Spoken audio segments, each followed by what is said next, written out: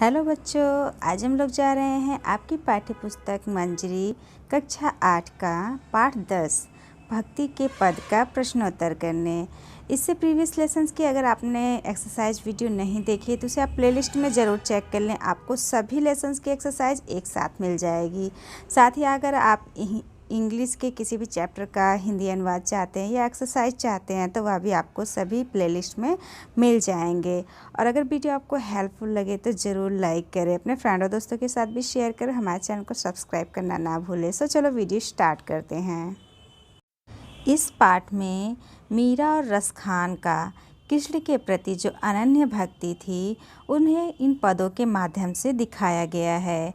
I hope कि आपने इस पूरे लेसन्स को पढ़ा होगा और समझा होगा, क्योंकि इन पदों को मतलब इस एक्सरसाइज को करने से पहले आपको जो है उन पदों का अर्थ आना ज़रूरी है। सो चलते हैं नेक्स्ट क्वेश्चन की। मीरा प्रभु से क्या प्रार्थना कर रही हैं?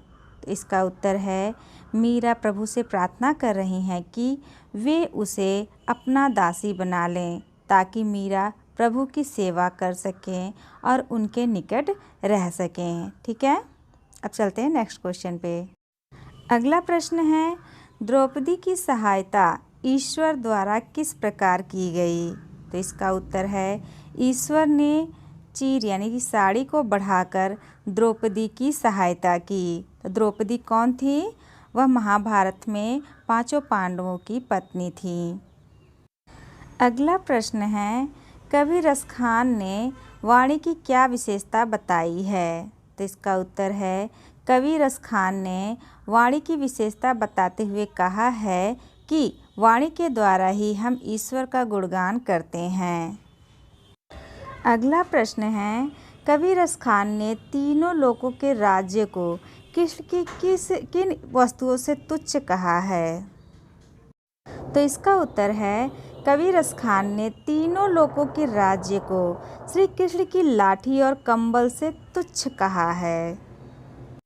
अगला प्रश्न है, त्यो रस खानी वही रस खानू, जू है रस खानी सो है रस खानी। पंक्ति का आशय है भगवान श्री कृष्ण ऐसे हैं जो अपने भक्तों को कभी भी नाराज़ नहीं करते हैं और उनसे बहुत प्रेम करते हैं। वह तो आनंद की खान है, उनसे नाता जोड़ने में सुख ही सुख है। इसी प्रकार आप निम्नांकित पंक्तियों के आशय स्पष्ट कीजिए। तो यहाँ पर कुछ पंक्तियाँ दी गई हैं, उसका हमें आशय बताना है यानी कि अर्थ बताना है। तो का है कोटि कहो कल धौत के धाम करील के कुंजन ऊपर वारो। ठीक है, तो का जो उत्तर है व्याख्या है, क्या है इसका आशय? कवि रसखान कहते हैं कि वे ब्रज की कांटेदार झाड़ियों के लिए सोने के 100 महल और स्वर्ग भी निछावर करने को तैयार हैं। ठीक है, तो इसका आशय क्या है? कवि रसखान कहते हैं कि वे ब्रज की कांटेदार झाड़ियों के लिए सोने के 100 महल और स्वर्ग भी निछावर करने को तैयार हैं। अगला है ख, जान वही उन प्राण के संग और मान वही जो करे मनमानी। तो इसका आशय क्या है? कवि रसखान कहते हैं कि मनुष्य के जीवन की सार्थकता इसी में है कि वह प्रभु के गुण गाता रहे और मन की सार्थकता इसी में है कि वह सदैव ही प्रभु को स्मरण करता रहे। ठीक है, तो जो है इन दोनों का आशय नीचे ही क और ख में दिया है, तो आप इसे अपनी कॉपी में अच्छे से नोट कर लें। तो अगला प्रश्न है, नीचे दिए गए भावों से मिलती जुलती पंक्ति लिखिए। तो यहाँ पर नीचे कुछ भाव दिए हुए हैं, उससे मिलती जुलती हमें पंक्ति अपने चैप्टर से यानी पार्ट से ढूंढ के लिखना है। तो जैसे फर्स्ट है, कान वही अच्छे हैं जो हर पल भगवान श्री कृष्ण की वाणी सुनते हैं। और दूसरा है, भक्त की रक्षा करने के लिए आपने नरसिंह का रूप धारण किया। ठीक है, तो इन दोनों का आपको जो है अपने पाठ्य पुस्तक उस पाठ में से जो सेंटेंस इसके भाव को स्पष्ट कर रहे हैं उसको लिखना है। तो इसमें जो इसका उत्तर है, कान वही उन बैन सो सानी। ठीक है, पहले का है कान वही उन बैन सो सानी और दूसरे का है भक्त कारण रूप हरि धर्यो आप शरीर, ठीक है। तो दूसरा क्या है, भक्त कारण रूप नरहरि धर्यो आप शरीर। अगला प्रश्न है भाषा की बात। प्रश्न नंबर 1 है, वर्गों के ऊपर लगे बिंदु को अनुस्वार तथा चंद्र बिंदु को अनुनासिक कहते हैं। तो जो वर्णों के ऊपर बिंदु लगा रहता है उसे क्या कहते हैं, अनुस्वार, और जो चंद्र बिंदु लगा रहता है उसे क्या कहते हैं, अनुनासिक कहते हैं।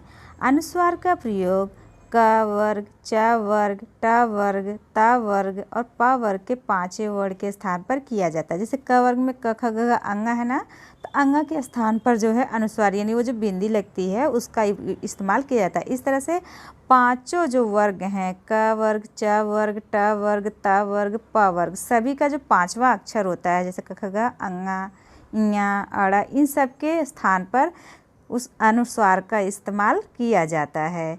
तो यहाँ पर कह रहे हैं कि बिंदु यानी अनुस्वार या चंद्र बिंदु लगाकर शब्दों को दोबारा लिखिए। तो यहाँ पर कुछ शब्द दिए हैं, उसमें हमें जहाँ पर बिंदु लगाना है वहाँ बिंदी लगाना है और जहाँ चंद्र बिंदी लगाना है वहाँ पे चंद्र बिंदी लगाना है, ठीक है।